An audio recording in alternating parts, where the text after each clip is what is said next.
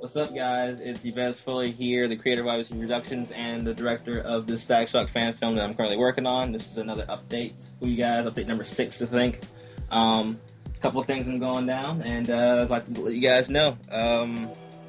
Start off, I got in contact with 2 awesome people.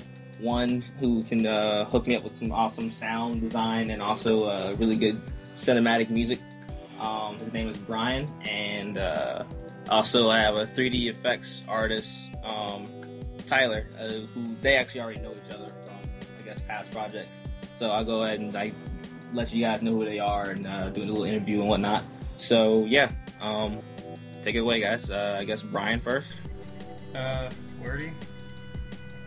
Brian. Wordy. 2 against 1, Brian. Okay, fine. So, I'm Brian, and I guess you can call me an audio engineer. I cover most of the fields of audio when it comes to designing either music or sound effects or mixing. Pretty much a jack of all trades, I guess. And I don't know what to say right now because I mean I always interview people, but I've never been interviewed, so this is kind of a first for me. Okay, so I guess I can start guiding you then. So questions. When did you start doing music, Brian? Oh god. I started out playing French horn in 7th grade. In 8th grade, I was like, French horn is stupid. So I went to euphonium and then baritone and then flute, and I was like, oh, I'm probably gonna get beat up for this. So I switched over to drums, and then I moved my way up to. Actually, no, I take that back. The first instrument I ever learned was a guitar. I've been playing guitar for 7 years now. Okay. And then I went into school band, and then I got into wind ensemble, and individual orchestral stuff. I was gonna learn cello, I think. And hold on. Yeah, I was gonna learn cello, and then I decided not to do that because I don't have time to learn another stringed instrument. Right. I picked up piano on my own. Like, if you guys have seen the last one video, I did a piano composition for it. And, I mean, yes, it's basic, but I do know my way around the keyboard. And I'll be showing them that in a minute. Oh, okay. Then I went off on my own last year when I finished school, and I was just sitting here at my house, and I had Fruity Loops downloaded, but I was just, messing around with it in my spare time, and then I decided, hey, I listen to electronic dance music, and I have the software that could allow me to do that, so this is where the whole doorway opened up to electronic dance music. I mean, I started out as a trance artist, and then I went over to dubstep. I didn't really like dubstep. I enjoy it, but I don't like producing it.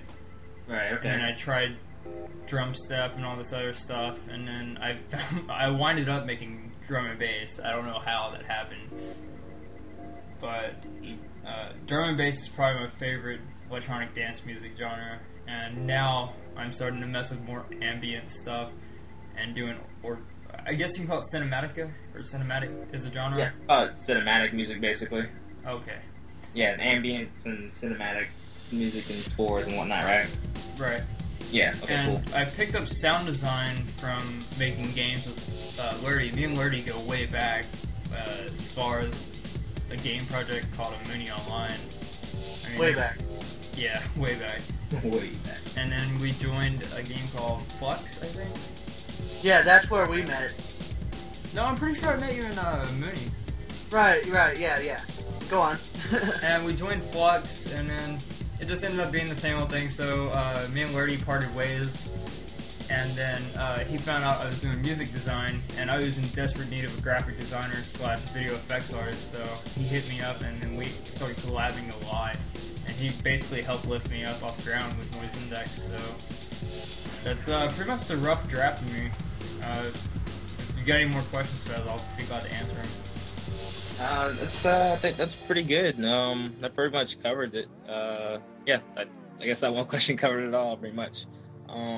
If you guys have any comments for Brian, let me know in the comments below. Also, his link to his channel will be in the description. You should probably check him out because his music is awesome, and I guess I'll let him say something about his music and for other filmmakers, I guess, if they are allowed to use it and whatnot. I don't know.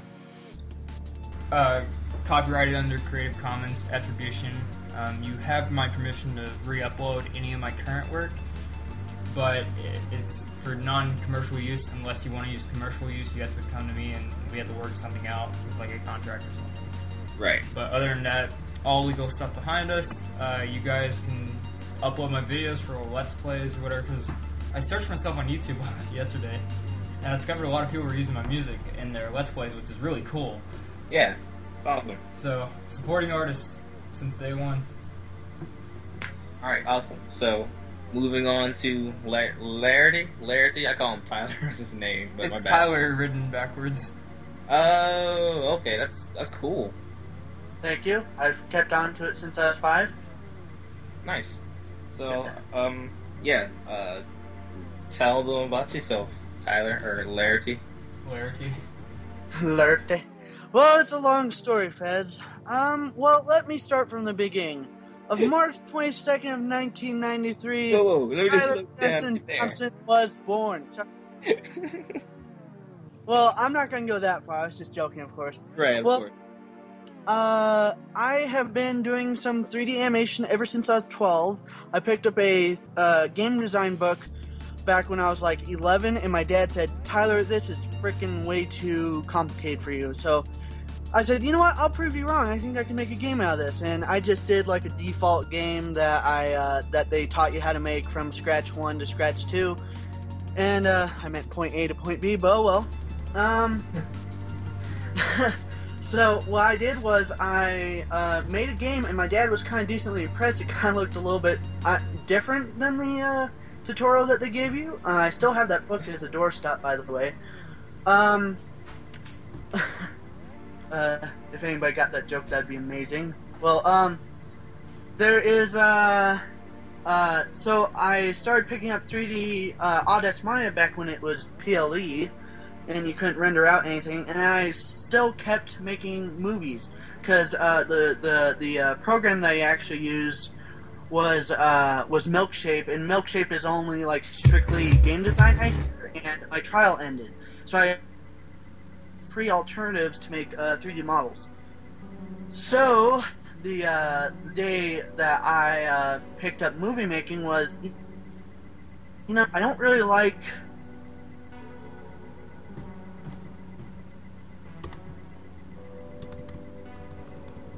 Hello? Yo. I think you cut out. Uh-oh. Oh. We'll have to pick it back up. Yeah, sorry guys, Lordy's internet's unstable, and a few minutes ago I didn't mean to have music playing. I'm just messing around on Tumblr, and then I came up on his page and it started playing. I was like, no! Close. Alright. So when he comes back on, we'll restart, or we'll continue. There he is. There. I'm here. Well, Hold on. I put the camera back on. Okay, Larity's back, guys. But yeah, I'm back. I'm back. Where did I leave off? Where did it cut off? started talking about where you first doing filmmaking and how you don't like to talk, and then you just kind of stop talking. Okay. Well, you know, my dad sat me down and told me, you know, it's not really. He sat me down and gave me a talk about video games, and then I kind of moved away from video game creation to actual 3D animation for movies. And then I found out that I just started doing research on how to do movie making, what equipment I use, what software I need, and so Maya was the alternate and much better choice than Milkshape, in my opinion at least. And picked up a few other softwares along the way, and I learned quite a few of them. And the ball just rolled from there. And now I'm, after hearing from a couple of friends that Fez was actually making a movie, and I don't have a good camera, of course, So I just decided, hey, why not help somebody else that needs some help? So I said, hey, Fez needs some help. So I said, oh, let's go talk to him, and I did, and here I am. Yeah.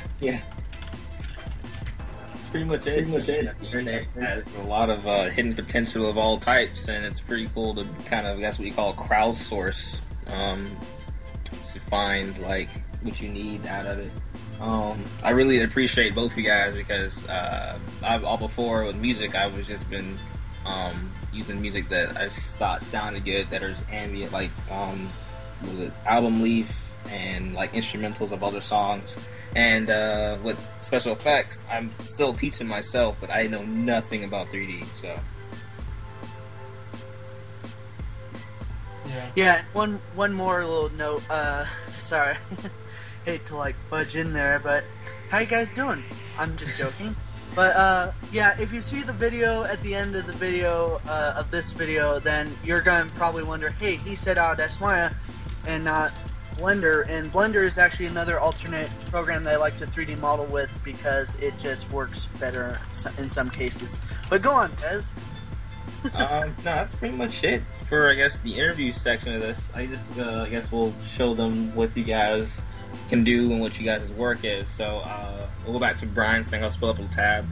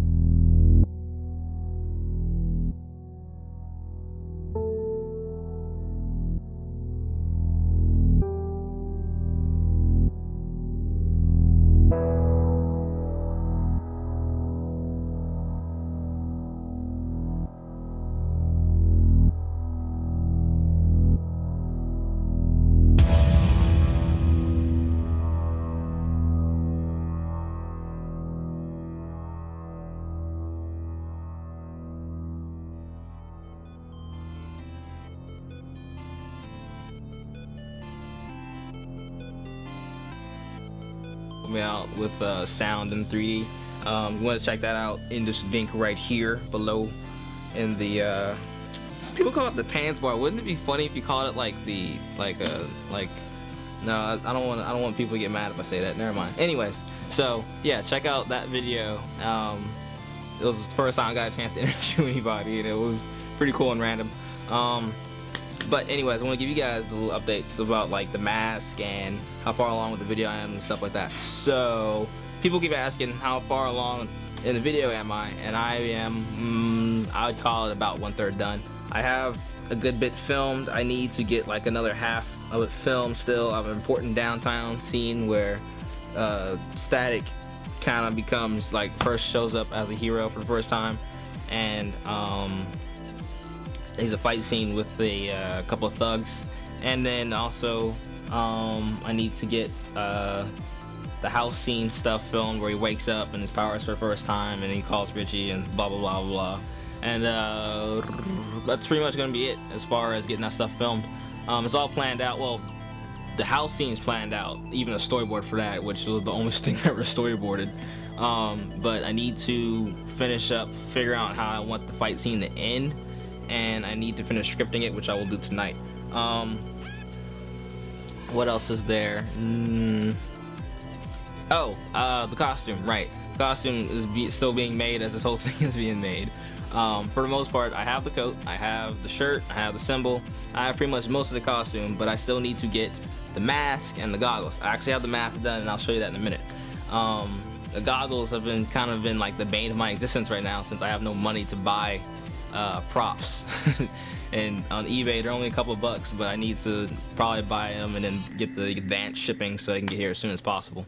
I have about 2 more weeks left to actually film this, and then I have to go straight to post-production. I'm trying to figure out what else is there to say about this.